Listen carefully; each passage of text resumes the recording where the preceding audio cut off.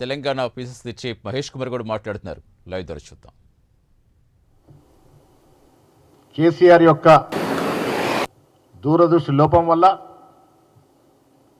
కట్టే పరిస్థితి లేకున్నా కార్పొరేషన్ల మీద సొసైటీల మీద అప్పులు తేవడం వల్ల ఇవాళ రాష్ట్రానికి అధిక ఆర్థిక భారం పడుతున్నప్పటికీ కూడా ఒక విజన్,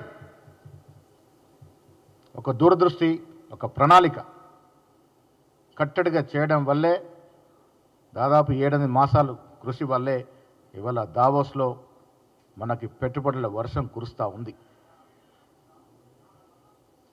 నేను ఇటు బీఆర్ఎస్ కానీ బీజేపీ కానీ ఇతరత్ర ప్రతిపక్షాలకి మీ ద్వారా ఇతో పలుకుతా ఉన్నాను. మంచి పనులు ఈ రాష్ట్రానికి వచ్చినప్పుడైనా కనీసం వర్షం ప్రకటించండి. అనినిత్యం రాజకీయాలు చేయడం మానండి. ప్రజాస్వామ్యం మీద విలువలుంటే ఈ రాష్ట్రంలో ముఖ్యమంత్రి కానీ ఇతరత్ర మంత్రులు కానీ చేస్తున్నటువంటి అభివృద్ధి వల్ల ఇవాళ వచ్చినటువంటి పెట్టుబడుల పట్ల మీరు కూడా సంతోషం వ్యక్తం చేయాల్సిన పరిస్థితి. 1,78,000 పైచిలుకు కోట్ల పెట్టుబడి వచ్చిందంటే ఆషామాషి కాదు.